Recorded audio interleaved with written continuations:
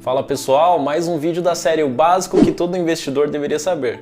É uma série de vídeos onde eu vou explicar coisas básicas que todo investidor iniciante deveria saber.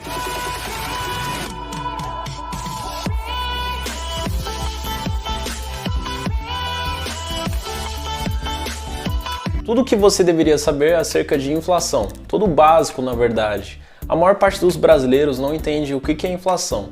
E uma pergunta que eu recebo com frequência é por que a Casa da Moeda não emite mais dinheiro se a gente está com tanta dívida externa e interna?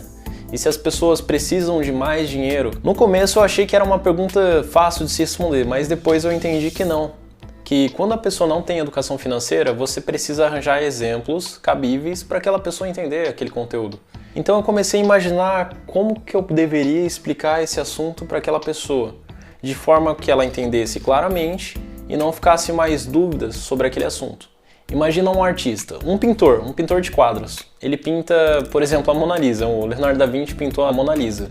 Por que a Mona Lisa vale tanto? Porque só existe a Mona Lisa no mundo. A gente só tem esse retrato de uma mulher sentada assim, mais ou menos, onde ela olha para quem está olhando para o quadro, e dizem que qualquer ângulo que você olhar para o quadro vai parecer que a Mona Lisa está olhando para você. Mas por que o quadro é tão valioso? Porque só existe a Mona Lisa.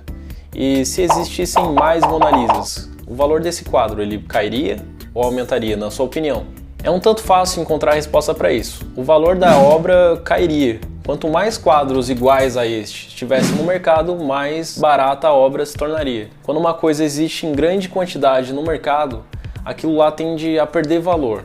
Esse é o exemplo mais básico que eu consegui dar para aquela pessoa.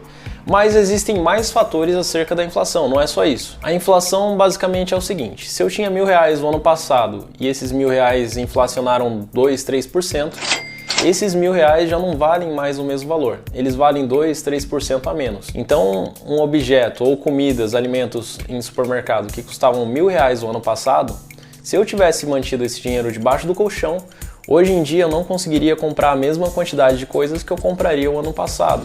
Isso é o dinheiro perdendo valor. E quando você coloca na poupança, mais ou menos isso que acontece. A poupança ela rende menos que a inflação.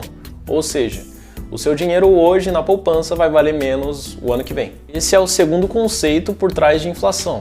E aí, pensando mais um pouco, por que a gente não imprime mais dinheiro? Por que não ficamos imprimindo até pagar todas as dívidas internas e externas e as pessoas, os brasileiros, estiverem jogando o dinheiro para o alto? Não adianta colocar dinheiro no mercado, porque um país que possui um alto valor de dívida interna e externa, ele não vai deixar de estar endividado amanhã se você imprimir o dobro de notas que esse país possuía ontem. Na verdade, vai acontecer ao contrário. Talvez a dívida aumente nesse país. Por quê? Porque quando você emite dinheiro, só é interessante se aquela economia está em constante crescimento e se o dinheiro tem um lastro. Agora, uma economia fraca, ela não vai permitir que o dinheiro não tenha inflação. Quando você continua imprimindo aquele dinheiro que já não existe no mercado, não existe por quê? Porque se o ano passado a gente tinha 1 bilhão em circulação e tinha a mesma quantidade de população que existe hoje, com o mesmo grau de desemprego que existe hoje, e a base salarial era a mesma, a produtividade não aumentou do ano passado para cá, por que aumentar a quantidade de dinheiro no mercado? Porque basicamente o nosso mercado é o mesmo do que o ano passado. Geração de novos postos de trabalho, educação, infraestrutura, pouca corrupção no país, produtividade aumentada, mais postos de trabalho, infraestrutura melhorada, política sólida. Então são coisas que aumentam a possibilidade daquele país ter uma inflação bem menor. Isso não acontece com tanta intensidade no Brasil, é só você observar o real e o dólar. O dólar se desvalorizou bem menos do que o real ao longo dos últimos anos. Por que isso acontece? Porque os Estados Unidos, com certeza, ele possui uma economia muito mais sólida do que a economia brasileira.